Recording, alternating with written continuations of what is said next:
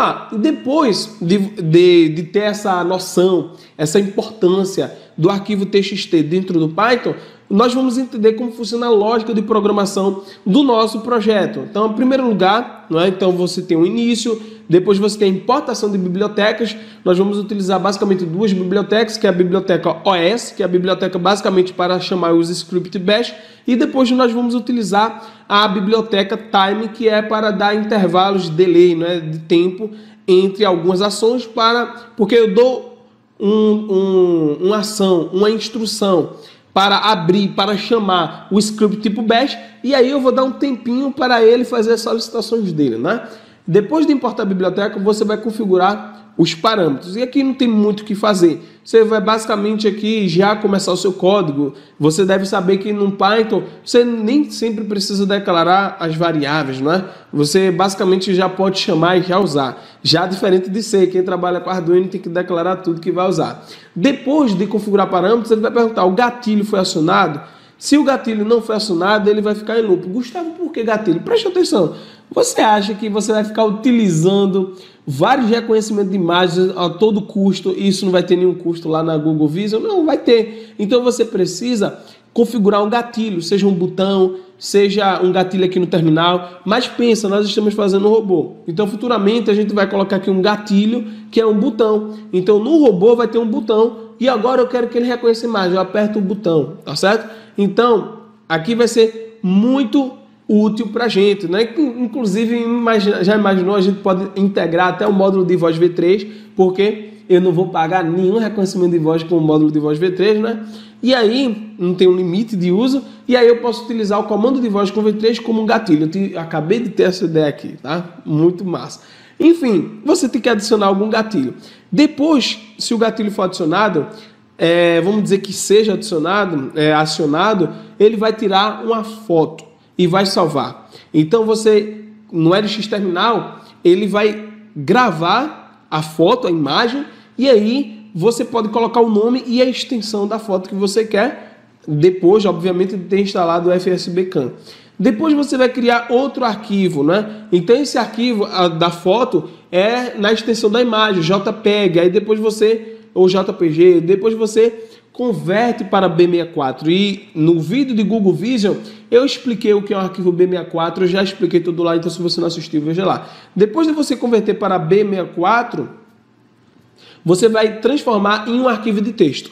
Eu escolhi deixar tudo em TXT, tá certo? Para não ter problema. Então eu deixei tudo em TXT. Então todos os arquivos eu estou transformando em TXT, porque aí fica padronizado e evita qualquer problema que possa existir, Então eu deixo tudo no mesmo formato. Depois eu vou editar. Então,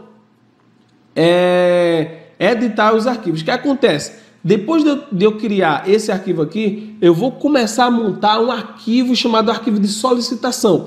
Esse arquivo de solicitação, ele vai conter o conteúdo padrão que a Google Cloud Plataforma para o Google Vision solicita, Então, isso a gente vai fazer de forma automática através do código Python, lá no Tony Python, eu vou te mostrar. Então, depois de eu criar esse arquivo, eu vou editar esse arquivo. E eu vou editar esse arquivo em 3 passos. Eu vou inserir as características da solicitação, eu vou inserir a codificação B64 da imagem. Então, por exemplo, as características da solicitação. Se você está solicitando reconhecimento facial, se você está solicitando reconhecimento de um objeto, então você tem que inserir nesse momento. Você tem que dizer ao Google Cloud Plataforma, ao Google Vision, a API, o que você quer, as características da solicitação.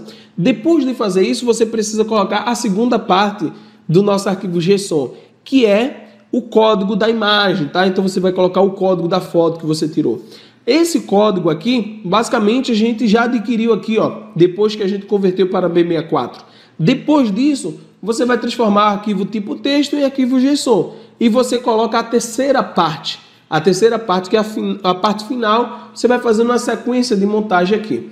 Depois de montar o arquivo, tudo bonitinho, tá tudo certo, você vai enviar a solicitação, mais a gravação da resposta da solicitação dentro de um arquivo de texto. Por quê? Porque é uma linha de comando única que solicita e já grava a resposta. E ele já direciona para o arquivo correto. Então, por isso que eu coloquei ali que quando você enviar a requisição do arquivo JSON, ele já envia a resposta para um outro arquivo que a gente vai criar, que vai funcionar como um bufferzinho, né? Ele vai receber as solicitações e vai armazenar ali. Depois, ele vai criar um arquivo chamado resultado final. E ele vai detalhar as características desejadas. Então, a gente vai pegar, dentro daquela solicitação toda, ele vai dizer coordenada X, Y de cada imagem, ele vai dizer tudo, mas eu não quero tudo. Eu só quero as características emotivas da face que eu estou reconhecendo.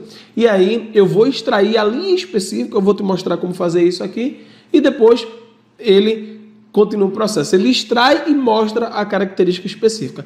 Então, basicamente, essa é a lógica de programação. Essa é a ideia do projeto, que basicamente eu sempre incentivo você a fazer a lógica de programação de todo o projeto.